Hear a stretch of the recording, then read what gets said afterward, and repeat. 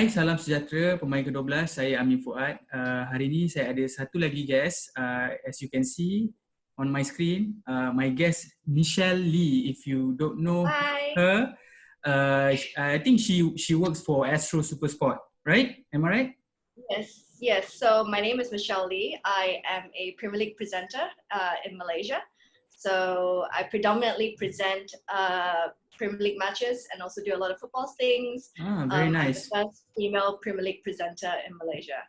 Okay, very nice. Welcome to the show. How are you doing right now? I mean, everyone has been working from home since, for 2 months, I think. So how are you doing now? It's okay. I think masa MCO first started, yang minggu pertama, minggu kedua, I struggle a little bit sebab kita dah biasa keluar kan. Kalau nak makan, kita keluar beli, the freedom. So lepas, I think 2-3 weeks, I felt a little bit better. And I also work from home. So as you can see, I have a mini studio at home.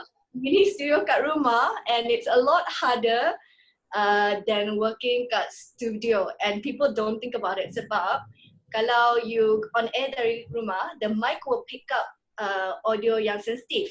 Sebab dia ni professional mic. So I tak boleh turn on aircon, I tak boleh turn on kipas. So it must be hot for you, panas. It's super duper hot, and sebab studio I kecil kan, bilik I, so echo dia kuat juga. So sometimes my colleagues untuk minimalkan echo on air, diorang letak blanket and then record kat dalam blanket macam tu. Wow, that is quite creative. Do you do that as well? But, I didn't, thankfully. My echo wasn't so bad, and dah lah I tak ada aircon, tak ada kipas, takkanlah I nak letak blanket. Yeah. Anyway, I've seen you in a lot of football shows on Astro. I mean, so whoever watch Astro SuperSport, they see you, they see Rim Shawa, they see Michelle Lee. So tell me, how do you start to get yourself into football? Like, I mean, what's your background like before joining Astro? What were you doing? I have always been a presenter, and it's quite a funny story. It's about if I talk about my career, I divide it into two. I was actually first a pengacara untuk program breakfast show dalam bahasa Melayu. Okay. Yeah, before I became a football presenter. So masa tu kat university, I was studying mass communications. Okay. So salah satu course dia broadcasting. So my lecturer invited kru daripada RTM untuk sebagai pengalaman lah kepada student-student semua kan. So kru tu bawa kamera, bawa skrip, kita semua buat screen test. And mana tahu salah satu producer RTM masa tu was them dalam kelas, and lepas my screen test dia call I, dia tanya, I nak tak jadi pengacara untuk program breakfast dalam bahasa Melayu. So I said okay. So that was my first experience in TV. Your first gig lah. My first gig lah. I was still studying then, so I was juggling TV dengan my university studies. Okay.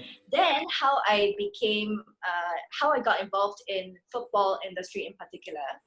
I was a huge football fan, and it's memang obvious lah. Saya selalu pakai jersey kat university. I always put pictures up on Facebook semua, so it's quite obvious that I was a football fan. And then as accident as well. It's so funny because my life is just a series of accidents. The producer untuk Football Overload, I'm not sure whether you remember program tu tak? Of course we remember. You were with if I'm not mistaken, with Rim. I was with Roshan and all that. Roshan, Ruben, right? Yes, correct. And the masa tu, I think musim kedua, the producer contacted me sebagai salah seorang guest as a football fan, datang to the show and play games and talk about football. And as accident as well, the producer asked me, lepas I finished my session as a guest, as a football fan, he asked me if I wanted to audition and host musim. Okay. Yeah. So semua, my career has always it's like accident lah, but yeah, it's all accident. But good accident. A good accident. I think there's a way to look at a lot of things in life as positively as possible. And your bahasa is quite good as well. Oh, thank you. Can you tell us what's the best thing about your job? I mean, doing radio or doing football. What's the best thing about your job? The best thing about my job, I think is yang paling obvious, yang orang tengok glamour semua, dapat get to meet and interview footballers. That is definitely a very cool aspect of my job, to meet world-class footballers, to meet World Cup winners, and to speak with them one-on-one and to find out more about their life. Yes, that is one of the salah satu, like the best factor in my job. Apa yang tak best? Ada juga yang tak best, tapi let's keep things positive. So traveling also, I think it's one of the greatest factors of my work, but I think I love my job in particular because every day is a learning curve. Every day you learn something new. It's always exciting sebab dalam kerjaya meeting meeting orang, you always have to handle situasi yang berlainan every single time. Sebab tak ada orang, nobody is the same. So every single time you meet somebody, you have to adapt, you have to learn, then through mistakes. And I think it's very exciting because you don't know what the day will bring you. You don't know if you meet so and so, how their attitude would be like. You don't know what to expect lah, basically. You don't know what to expect. So I think that's a very interesting factor of the entire job in entertainment as well. I mean, other than football, do you like to play any other sports? I mean, I see you like going to the gym, working out to the gym a lot. Banyak pergi gym. I mean, what kind of food do you consume to keep yourself fit? Mana tahu ada orang luar nak tahu. What food I consume? My diet is like all over the place. I am not the healthiest eater. I try to eat quite healthy, but admittedly, probably 5 out of 10 times I will pilih nasi lemak over salad. So, but you do work out a lot, no? I do because I like sports and I like moving. So one of the struggles masa MCO is I tak boleh keluar, go to gym, tak boleh keluar jogging juga. Yeah. So I have to work out at home. So I like moving, I like sweating. So I do a lot of gym work. I do a lot of weightlifting kat gym, tapi sekarang tak boleh. And I do rock climbing, I do golf, I do a bit of football, a bit of futsal, a bit of everything. I like to try and do as much as possible because it's so fun. Yeah. I feel like sport is so fun. I mean, you dah jumpa, macam tadi you cakap, you dah jumpa ramai footballers, famous footballers, World Cup winners, even managers as well, kan? Tapi untuk you lah, which interview you consider was the toughest for you, yang you rasa macam, susahnya nak interview dia, ataupun during the interview rasa, kenapa dia ni macam, you know, a bit cocky ke, ataupun, you know, what do you think? Banyak. Banyak. Name me one lah, one, the obvious one. Memang dependent on the type of interview that you do. Sama ada you buat interview yang fun questions ataupun yang serious post-match. And it also highly dependent on the club mood. If kalau your interview session is after a game that they lost badly, you kena jaga-jaga lah. And you have to jaga-jaga mood the players and the managers juga. So one of my toughest interviews, I wouldn't say toughest because it's also quite interesting and quite funny. So I think maybe I have 2 or 3 that I can remember. But I have quite a few. Sometimes I forget what happens. So one of my first interviews in my job ever, when I first started dulu, was Peter Schmeichel. Okay. So masa tu, my interview was very easy. The questions were super fun and I was quite a newbie masa tu lah. So I was quite starstruck the first time. And then I blurted out something after my interview that I didn't think Peter Schmeichel would have heard, but he did. So I blurted out to my colleagues. I said, oh my God, I'm so happy I can do cartwheels because I'm starstruck. So this is after my interview and Peter Schmeichel heard it. And he was like, you know what? Show us your cartwheel that I can tell you I cannot do cartwheel. So I beg. I say, look, I really cannot. I'm just trying to describe how happy I am at that moment. Then he was like, it's okay. I have more interviews to go, so you can go and practice in the other room, and then you can come back and do the cartwheel for us. And I actually did go and practice for 1 hour, and then I masuk balik bilik interview, and I did it. Let's just say I hope nobody has that clip anymore. Okay. No, but I phobia. I cannot do cartwheels anymore. Another one that was quite difficult recently was I had to do a post-match interview with Unai Emery. This was last season. And I didn't know that I was working for that day. I actually went to watch the game as a spectator, and my colleagues were there doing pitch side kan. Then my colleague was like, okay, since you're here, why not you do post-match interviews? So I said, okay, I memang tak prepare lah. I tak pakai baju cantik apa-apa pun. I was quite slicky looking, but I did the interview anyways, and it was awkward because Unai Emery, I think it was a draw between United and I was about to ask whether Arsenal lost or they won. No, it was a draw at Old Trafford. Yeah, I remember that. And I was scheduled to do Unai Emery. So in the tunnel, yang diorang buat interview tu kan, you kena tunggu your turn lah, and you don't know who at what time or when you're gonna get the player or manager. So Unai Emery came out, and there was 2 or 3 reporters in front of me. And so during interview, like every interview is about like 3-4 minutes, and they were all in English. And Unai Emery struggles in English. So lepas 1 interview, 2 interview, he's like, oh, I'm too tired. I cannot speak in English anymore. He was like, wait, give me like 5 minutes. So he literally just walked to the wall sebelah I, then they just berdiri kat sana saja. I'm just tired. Like, because he struggles with English, so it's very tricky to speak. So I had to wait. Dah lah Arsenal seri kan? So I'm like, I had to wait for 5-10 minutes and like just berdiri sana je. So until like he's ready. You were quite nervous lah at that time.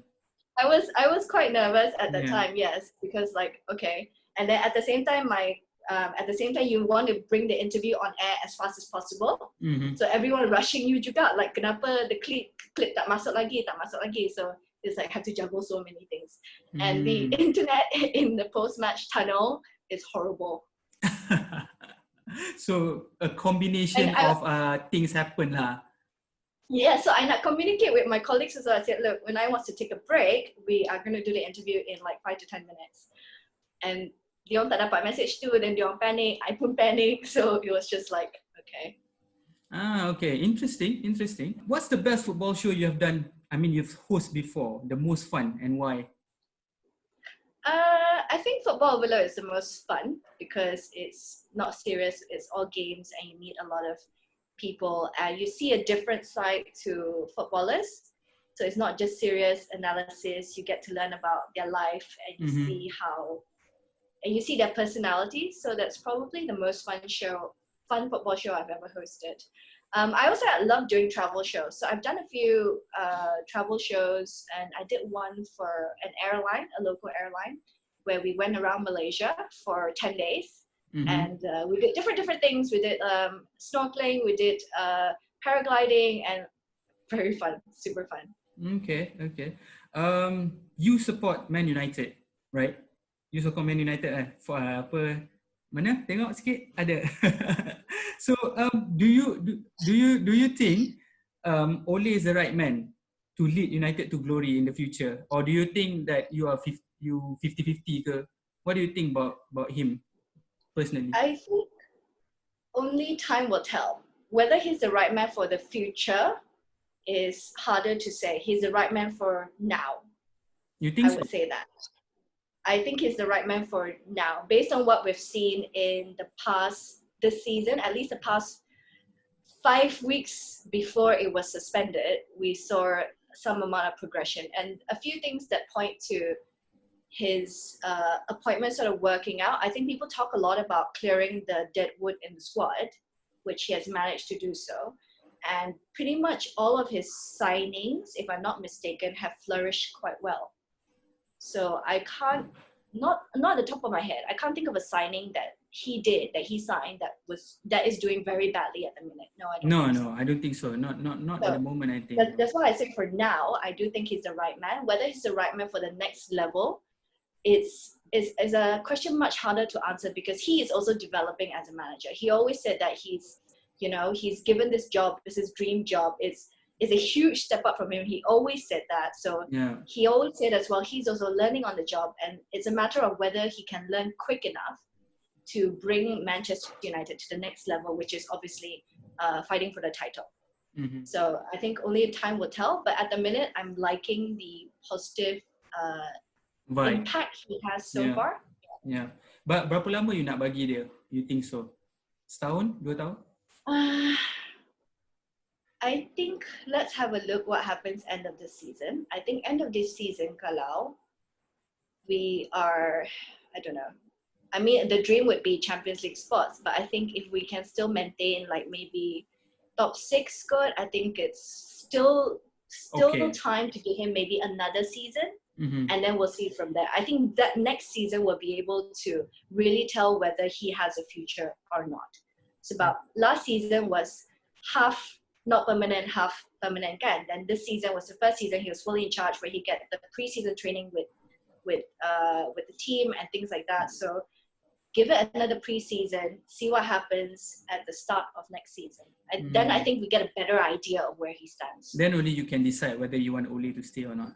Yeah, and I think this season we're giving it okay. Unless of course this season we end up like 12, 13, 14. Then that's quite bad lah kan. Yeah, then sorry. But I think if we end up the season top 6, okay lah. I'll give it lah, you know. Yeah. I mean, as a United fan, which club do you hate the most? I mean, I wouldn't guess lah. Tapi I rasa I tahu lah you nak cakap siapa kan. I think typically orang kata Manchester United rivalry, the biggest is Liverpool. But I've truly never actually hated a club. Mm-hmm. I'm not trying to be diplomatic because I actually have friends who support Liverpool, friends who support Chelsea somewhere, and I cannot say I hate, because it's not a word that I use very often, but the biggest rival will always be Liverpool. Liverpool. So maybe kurang suka lah kot the Sorry? Kurang suka. Can I say that? No, cannot. Well, you memang nak sebutkan. No. It's okay. It's okay. I mean because everyone knows whoever support Man United, you mesti ada the orang kata the rivalry tu, the banter dengan Liverpool fan. My pet peeve will be Liverpool lah. I think it's also because we've come to be this Manchester United have come to be this sort of club that's so big that we get so much hate from Liverpool because they were the club before that. Yeah. So I think in some respect, yes, I think probably I would have to say Liverpool. You trained me to say it out loud. So who is your favorite United player of all time? Wow, of all time. Yeah. Do I want to be like answering a commercial answer and say David Beckham? No, you have to. No, not necessarily. I mean, a lot of people say David Beckham. Not naturally. I don't know. Maybe of all time, I would still say David Beckham because it is my era. It's very hard for me to say Cantona because he comes from an era where I was still a baby. Yeah. So I wasn't watching. But of course, watching back his highlights and all that, he's definitely up there in the list. So maybe a player that I would have caught most of my life would be David Beckham. But I actually have a long list. I don't have like a top number one. I love Paul Scholes. I love Giggs. I love, all these players that we grew up with are all my favorites. So I actually don't have a number one favorite. Dengan sekarang, with now, Premier League kita tak tahu bila nak kick off. Kita tak sure whether what's going to happen with Premier League, whether they will kick off playing 45 minutes. They were saying that ada yang nak main 45 minit, ada yang nak main, I mean they will definitely play behind closed doors. But what possible outcome do you want for the future of EPL this season to end as a United fan? As a United fan. I think I'm not going to answer as a United fan because my love of football first and foremost comes number one. First. Kan? Okay. Yeah, first, because let's face it, sama ada you United fan ke, you Liverpool fan ke, you Chelsea fan ke, whatever you are, you miss football so much right now that you do want it back on. Majority they do, obviously in consideration of the health and safety of the people. If possible, we do want it back on. So ideally for the season to continue, because I feel that if the season gets shortened and you're on suspended season, and whether crowning Liverpool champion or deeming it null and void will cause a host of problems. I think it will cause more problems on legality sense, on implications, and the domino effect on the lower tiers as well. Is even bigger than having the season continue when it's safe and possible to do so. Obviously, I'm not saying now, but if it's safe and possible to do so, I would love to see it continue. Because if you cut it short, and two scenarios, can you award Liverpool the title or you don't? And if you don't award Liverpool the title, I think you have a lot of backlash. With the Liverpool fans, yeah, you will have a lot of backlash, and becomes the talk of what happens to the money that's involved in the broadcasting rights. People who pay to watch the football matches, which they pay a lot of money, are they going to start demanding their money back? Because if the clubs give back the money to the broadcasters, do the broadcasters need to give back money to people watching TV because they paid for the football and it's not happening? Yeah. So that is already one of the problems. And if you do award Liverpool the title, yes, arguably it is rightfully theirs because let's face it, it's not gonna go to anybody else. But if you do award Liverpool the title, what happens to the likes of Leeds and West Brom, who is, I think, about 6 to 7 points above third place? They would then try to argue. Sorry, you mean when you award Liverpool title, you mean you finish the season now and you award Liverpool title? You mean like that? Yeah. So if you finish the season now and you award Liverpool the titles, but mathematically, even though they haven't won it, and they can still lose 0.1%, they might lose 0.1, and you award because it is likely that they probably will win it anyways, you then have a lot of problems because the lower tier would then ask Leeds, I think West Brom are 7 points above the third placing, in the championship, if I'm not mistaken. I think that's the number. Then they would want to also then be promoted. And if you promote them, who gets relegated? Or do you promote them and you play with more teams the next season? And then you relegate 5 teams next season. I don't know. It's a bit complicated right now. It gets more complicated if you cut it short. Yeah. So ideally, and I think fans would agree as well, that you do want the season to go on when it's safe and possible to do so. Based on what I've read up, it seems to be heading in a good direction because the Bundesliga is going to be starting this month. And what has been said in the UK press is that they are actually easing the lockdown in the UK on Monday. So if we are to hang on and to any hope, it looks good. So we are all just like fingers crossed. Okay, harap lah. We'll get football back. Some United fans think Jesse Lingard shouldn't be a United player as his performance dropped massively the past 2 or 3 years. You had the interview there before, right? Am I right? Yeah. What is he like? Do you think he has what it takes to be a good player at United? I think he's definitely not performing as well as he should, and he knows that. He said it before. Even when we spoke in the interview, he says he knows. He knows he's been failing. And one of the reasons why he's been failing is what's been happening at home. So he's had a lot of family troubles. All in all, he's a good player, but he needs to start showing that he belongs in this next level of United. Now that or at least the last few games before suspension, we've shown that we are capable of more. He needs to show that he fits in that. As a person, he's a very jovial person. He's a very nice person to talk to. Attitude dia kat social media dan attitude dia kat in person is the same. As long as you joke, they're okay. Okay. So he very much prefers a fun environment. I think you've been to you pernah pergi the PFA Annual Awards. Yes. I think so. Yeah. What's the experience like being there? And then I tengok you tangkap banyak gambar dengan Liverpool player. Tak ada pun United player? My PFA Gala Dinner Awards was marred by the fact that I had to award Liverpool players. No lah, not marred lah. It was still a very good experience. No, don't worry, I understand. It's still a very good experience, and Virgil van Dijk is very tall. Tall person, yeah. So I was wearing high heels, like 6 inches high heels, and I'm still like his bawah bahu dia. And when I was interviewing, I had to look up like that. I was just like, okay.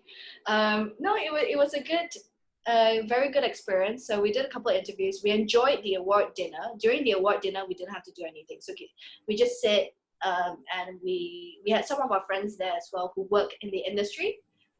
So we work quite closely with a lot of people in the UK as well.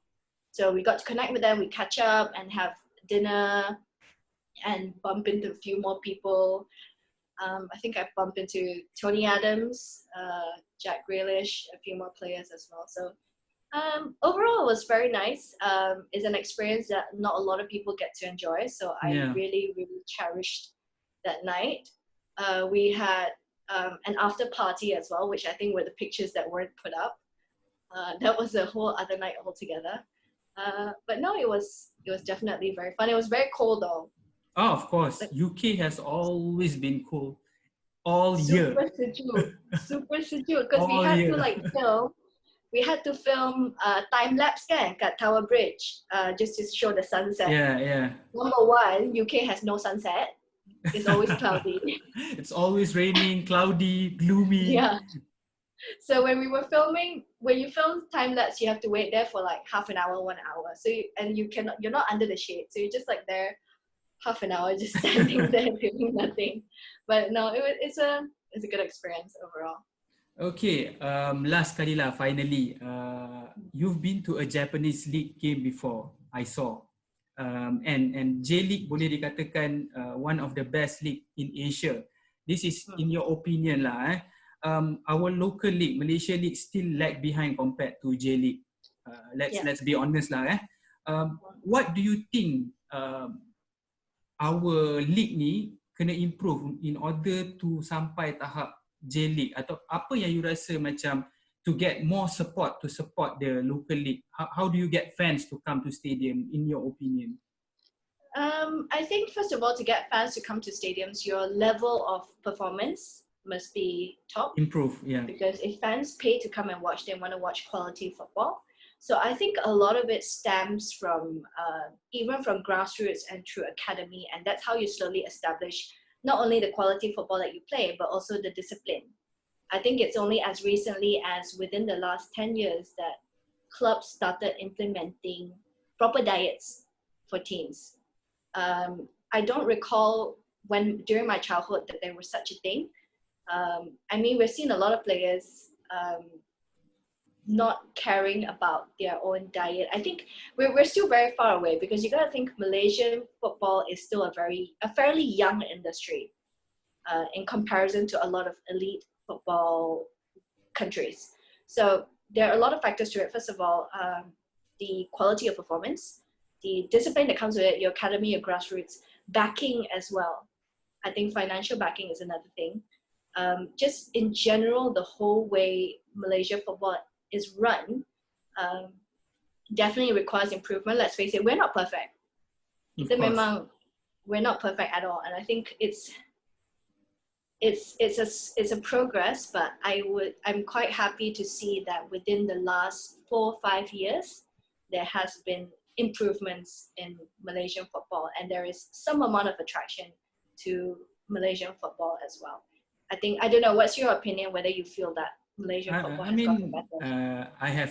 I sendiri dah banyak cakap lah pasal Malaysian football, so I just want to know your opinion. I mean, of course, like you said, I mean, as a whole, you want to talk about quality, you want to talk about, I mean, for me, it's marketing. How do you attract fans to come to your I mean, that's another one. So you need the funding for the marketing as well. Because football club is a product, you know, like Manchester United. How you from Malaysia support Manchester United because of the product itself. Sebab you bukan lahir dekat Manchester, I tak lahir dekat Manchester, but Yeah, correct. we suddenly, because the football is nice, and then tiba-tiba EPL datang dekat Malaysia, kita boleh tengok dekat sini. So the marketing itself, I think it has to be improved lah. Tapi benda ni I dah membebel banyak lah. I think at least I've seen the last few years ada clubs yang have stepped up their marketing tactics. I mean, JDT is always one that has always stepped up their marketing from quite early on. One of the first few that memang went out there and marketed themselves. And I think this season as well, Selangor started doing quite well. In terms of their projects. I think they had the other day, Hari Selangor juga kat stadium. Hari football Selangor Day or something like that. Yes. So I think slowly I think teams will start figuring out that is the way to go. But I will always give credit to whenever I see improvements like that. I mean, you dah pernah pergi tak stadium JDT yang baru? Yang baru no. Yang baru je launch kan beberapa bulan lalu. You should. It's super. I saw kat Instagram, it looks so grand. Yeah, it's so grand. It's so, I mean, of course it's new, but in terms of facilities and everything, it's world class lah. I've been to the previous, I mean the same one lah, tapi sebelum the last upgrade kan. I went about 3-4 years ago untuk interview, and we checked out the facilities and all that, and it was nice. It mirrored to some degree European league stadiums. So I think JDT has always been sebagai contoh lah untuk Malaysia football. Anyway, thank you very much, Michelle. I think that's all the time that we have for you. Nak terima kasih. Thank you for having me. Nak terima kasih banyak-banyak. Anyway, I wish you good luck for your. Are you working tomorrow? No, but I will be watching the K-League tomorrow. K-League starting tomorrow, Okay. So anyway, siapa-siapa nak follow Michelle, I think dia ada Instagram dia, Twitter and Facebook. Right? You can follow Michelle, tengok apa dia buat. My Instagram is Mitch8Lee and my Facebook is Michelle Lee. So thank you so much for having me. Thank you very much. We haven't decided yet. I tak decide apa-apa lagi. We'll see you soon. Hopefully we can, kalau satu hari nanti mungkin kita boleh interview depan-depan pula. Don't know. So thank you again. Thank you for being on the show. Take care. Bye-bye. Alright, I'll see you.